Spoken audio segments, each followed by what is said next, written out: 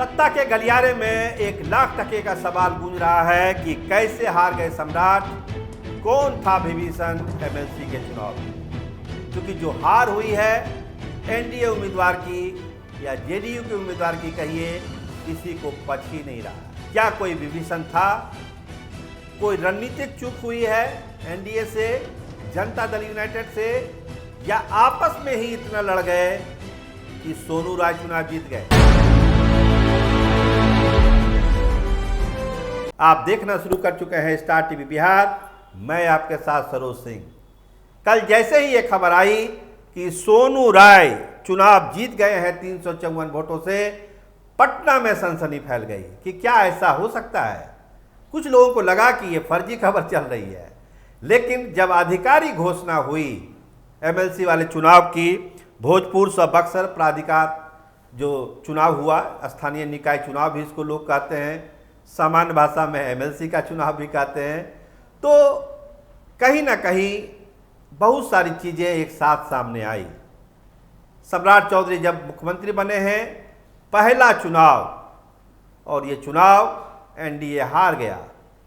इसका मतलब क्या है? भले उम्मीदवार जनता दल यूनाइटेड का है, लेकिन नेता एनडीए के तो सम्राट चौधरी ही है। तो कहीं न कहीं इस हार का छींटा सम्राट चौधरी के कुर्ते पर भी जा रहा है। चर्चाएं हो रही है, लेकिन सबसे ज़्यादा चर्चा हो रही है जेडीयू के आंतरिक पॉलिटिक्स की, कि उसमें क्या हो गया। जो कोर वोट है, क्या वही बिखर गया? अपर कास्ट ने सबक सिखाया है एनडीए को, जनता दल यूनाइटेड को, या नीतीश कुमार के सत्ता से हटने के बाद इसका एक साइड इफेक्ट था? ये बहुत सारी बातें हैं, एक एक करके बात करनी होगी सारी चीज़ों की। लेकिन मनोज उपाध्याय जो जनता दल यूनाइटेड के बागी उम्मीदवार थे, 654 वोट उन्होंने लाया और हार हुई है 354 वोट से जेडीयू कैंडिडेट कन्हैया सेठ की। राधाचरण सेठ के बेटे हैं, एक दबदबा भी है उस इलाके में राधाचरण सेठ का, कई बार एमएलसी रह चुके हैं, लेकिन इस बार अपने बेटे की नैया पार नहीं लगा पाए। तो इसका मतलब समझना होगा, क्या ब्राह्मणों ने साथ नहीं दिया? क्या हुआ? देखिए, भोजपुर बक्सर वार्ड महासंघ है जिन्होंने खुलकर मनोज उपाध्याय को समर्थन किया। इसके अलावा जो लोग जेडीयू कैंडिडेट से नाराज थे, उन्होंने आरजेडी को तो वोट नहीं किया, लेकिन मनोज उपाध्याय को वोट कर दिया। मनोज उपाध्याय खुद भी लगे हुए थे, तो 654 वोट लाकर उन्होंने ये जतलाया कि वो टिकट के दावेदार थे, लेकिन पार्टी ने उनको टिकट नहीं दिया।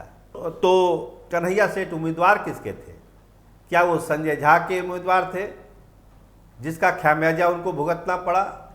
जो संजय झा के विरोधी लोग पार्टी में हैं, उन्होंने उनके कैंडिडेट को हरा दिया। उन्होंने पार्टी का कैंडिडेट नहीं देखा कि ये संजय झा के कैंडिडेट। तो हार तो होनी ही थी। राजकुमार सिंह का फैक्टर, राजपूतों में जो नाराजगी है राजकुमार सिंह की उपेक्षा से, वो भी परिलक्षित हुआ इस रिजल्ट में।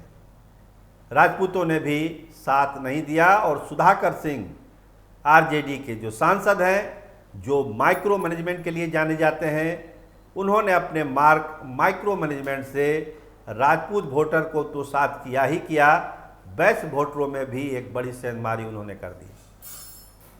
तो कुछ क्रेडिट तो सुधाकर सिंह को भी जाता है, लेकिन जो इन फाइटिंग है एनडीए के भीतर और एनडीए में भी जेडीयू के भीतर, वो कहीं न कहीं ले डूबा कन्हैया सेठ को, और ये बुरी हार मिली है एनडीए को। सम्राट चौधरी चूंकि नेता हैं, तो कहा जाता है कि सम्राट चौधरी की ही हार हो गई, लेकिन सम्राट चौधरी की हार इतना कह देने से भर नहीं होगा। शाहबाद की जो राजनीति है, शाहबाद में जिस तरह की पॉलिटिक्स होती है, जिस तरह से वहाँ राजकुमार सिंह फैक्टर हैं, कुशवाहा फैक्टर हैं, लोकसभा चुनाव में भी चौंकाया था शाहबाद ने, विधायकी के चुनाव में भी चौंकाया शाहबाद ने।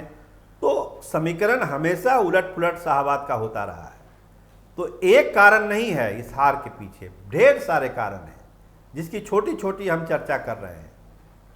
सवर्णों में नाराजगी, खासकर राजपूतों में, भूमिहारों में, ब्राह्मणों में बेहद नाराजगी। जो यूजीसी का एक्ट है उसका भी प्रभाव दिखता है इस चुनाव में, उसकी भी एक नाराजगी इस चुनाव में देखने को मिली। तो अगर हारे हैं कन्हैया सेठ तो इसमें बहुत सारे फैक्टर काम कर रहे हैं। राजकुमार सिंह तो पगड़ी बांध के ही वहाँ बैठे हुए हैं एनडीए के खिलाफ, तो उनका भी एक मैसेज है। राजपूतों ने उसको माना भी है, दूसरे जब बिरादरियों ने भी माना है कि राजकुमार सिंह की उपेक्षा कर रही है भाजपा, उनको उचित सम्मान नहीं दे रही है, तो सबक सिखाया जाए। तो सबक तो सीख गए।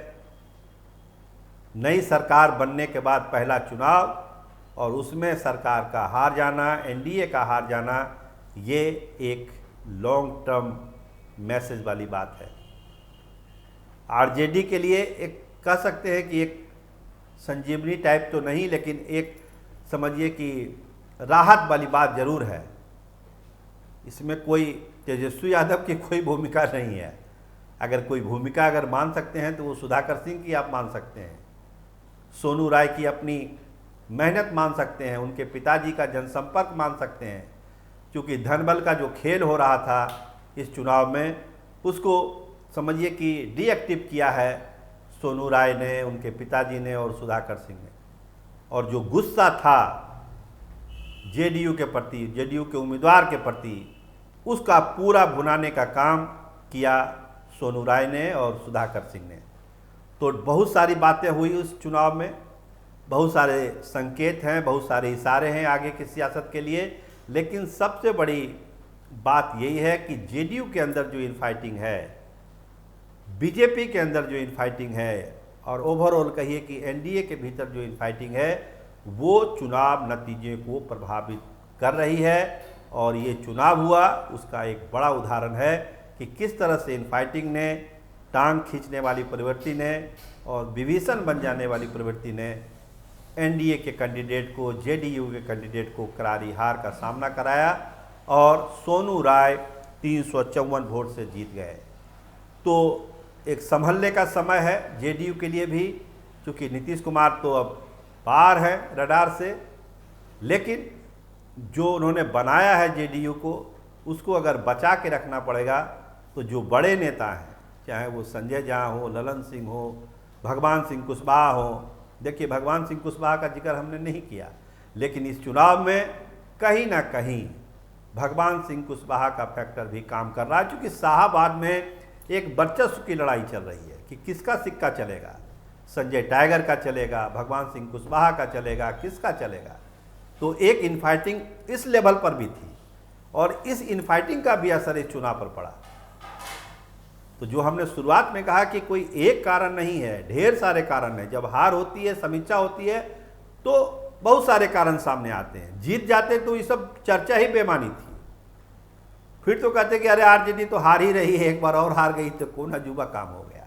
लेकिन आरजेडी के जीत ने एनडीए को ये सोचने के लिए मजबूर किया है कि कमजोरी क्या है, कमजोर नस क्या है, और इस नस को अगर समय रहते ठीक नहीं किया गया तो एनडीए की सेहत शाहाबाद में और कहिए कि पूरे बिहार में खराब हो सकती है। तो देखिए क्या सबक ये सरकार सीखती है और सम्राट चौधरी कितने अलर्ट मोड में आते हैं। आप देखते रहिए स्टार टीवी बिहार। आपका बहुत धन्यवाद, आपका बहुत बहुत शुक्रिया।